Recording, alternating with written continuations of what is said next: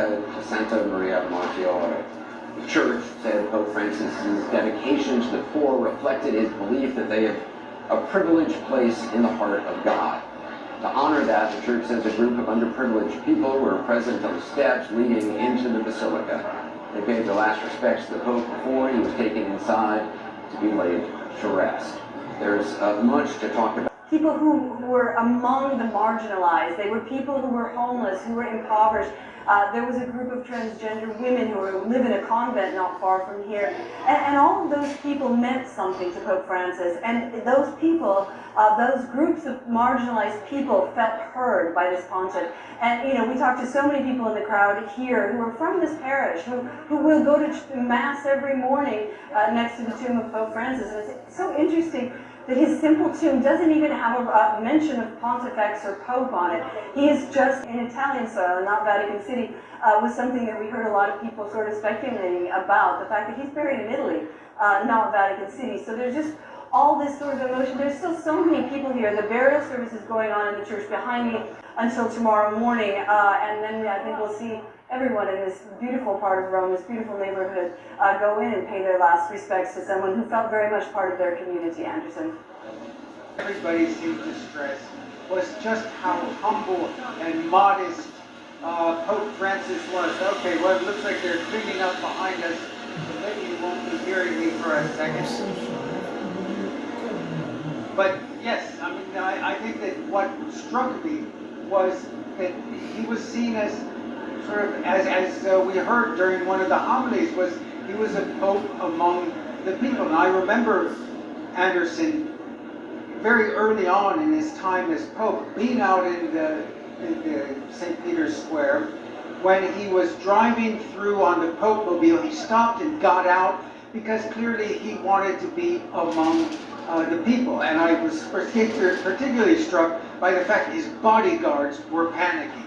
And I think this is something that Pope Francis clearly wanted to do. He was impatient with sort of the restrictions that are imposed upon people like him, high-profile people, by the requirements of security and protocol.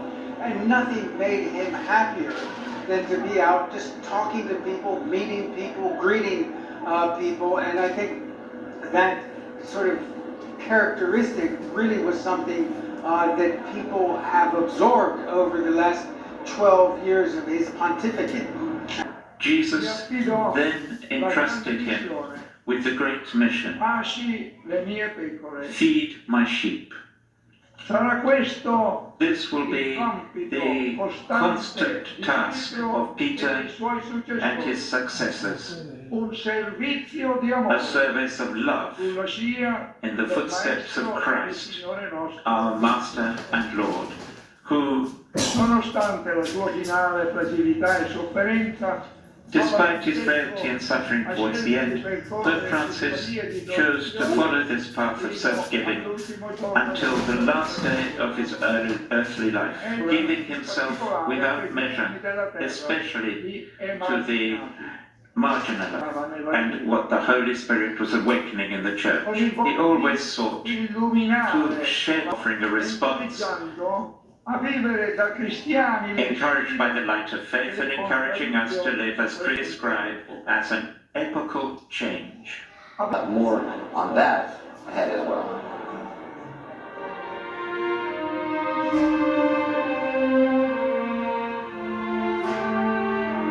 More than 250,000 people attended the funeral mass for the late Pope there this morning. The public funeral ceremony held right there. Right now, a private burial service is being held for Pope Francis 3 miles away at the Papal Basilica of St. Mary Major. Church, which schools, universities, but they also have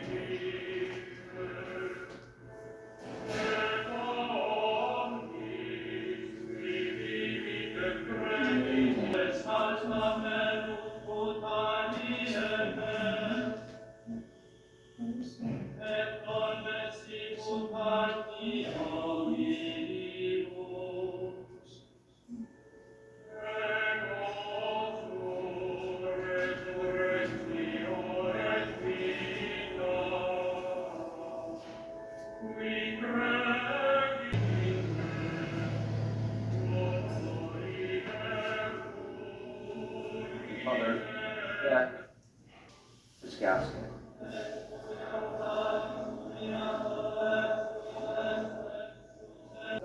Looking at these images, and I realized that we really have lost a giant, and we can only hope that whoever follows him can follow somewhat in those footsteps. I was so struck at how the themes of this funeral over and over again accentuated the shepherd. This Pope was so intent on changing the image of the papacy from this regal, monarchical position to one of pastor. He called himself the Bishop of Rome, first and foremost. He was a minister of people, and he called his priests and his bishops to be that. And when they weren't, he would excoriate them. We remember those Christmas homilies where he called them airport shepherds and servants of the people. We heard the song, "The Lord is my shepherd." We heard the gospel of John, "Feed my sheep." And this is what Would leave roses, a basket of roses. 2 weeks ago today, he visited St. Mary Major, and he just visited that same image one last time. And children, the young and the vulnerable and the weak, who must be cared for, offered those same roses on his behalf. And Father Beck said there were so many particular things that he was showing us in his pontificate, and he's still showing them to us right now. I'm nearly on the verge of tears seeing those kids put those same baskets of white roses at the altar that he did so many times. Mere days after he was elected Pope in 2013, he did that.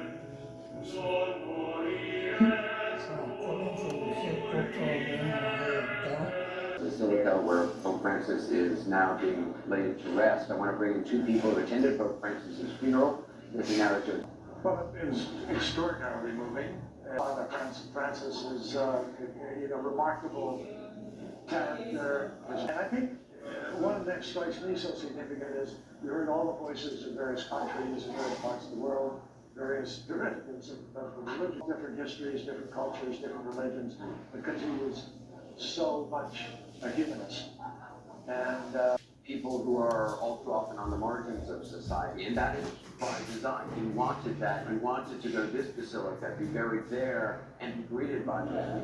What I thought here at the square was, I was thinking that Pope Francis was looking, going, I'm not so much focused on the people sitting near me, but everybody in the back. They weren't being glumly brought by their parents. You know, they weren't being dragged here. They didn't come in the back of a Chevy station wagon under edict. I mean, they were on a tablet while the service was They going. wanted to be here, and you could see how engaged they were and how connected they feel to him. and how this is such a special place, because just a week ago, he was in the Popemobile riding around waving. Well, that's what's so extraordinary. I mean, he was alive Right. on Sunday, on Easter Sunday, on that balcony. Yeah.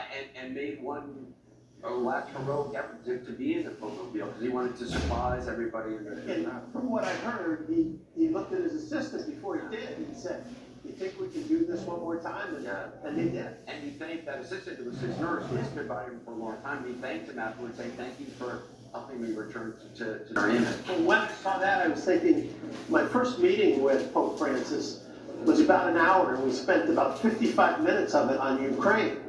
And then we worked with Cardinal Parolin and Cardinal Zuppi, and the dream was to have a peace conference here in Rome, here up in at the Vatican, or at Castel Gandolfo, where they go. And they worked nonstop. He was incredibly smart, very humble. He also ran the shop. He ran a tight ship. That's what everybody says, which is so interesting, that other popes have had, you know, a lot of people around them that they rely on, that they sort of do things, and the pope kind of goes along with it. He was really calling the shots, even from a public relations standpoint. Next, who will succeed Pope Francis as a leader of the Catholic Church? A lot more from here when we return.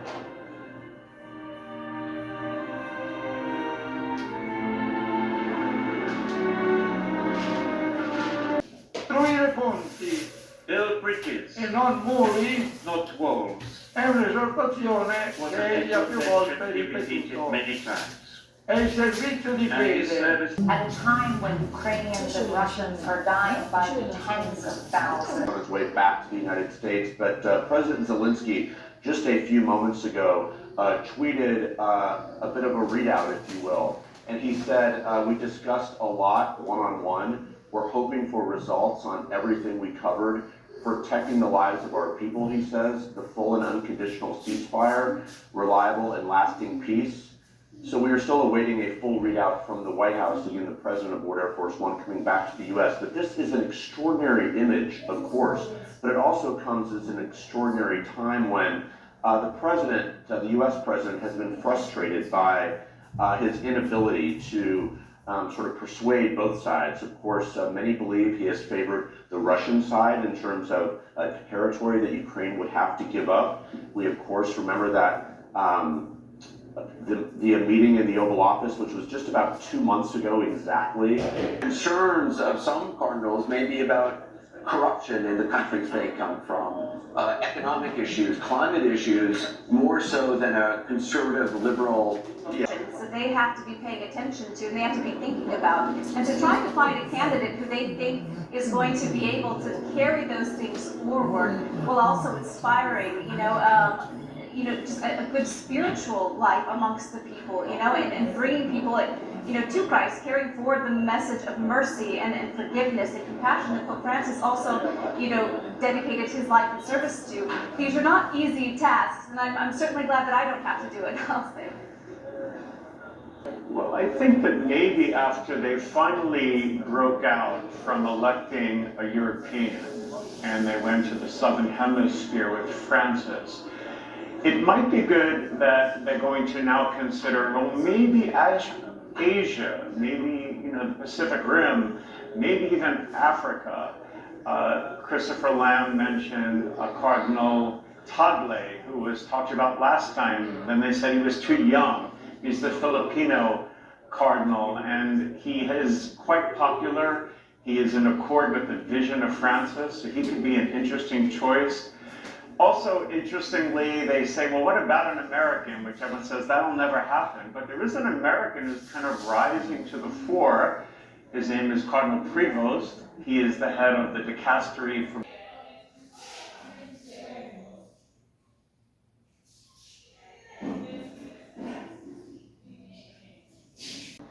and seeming to celebrate his life.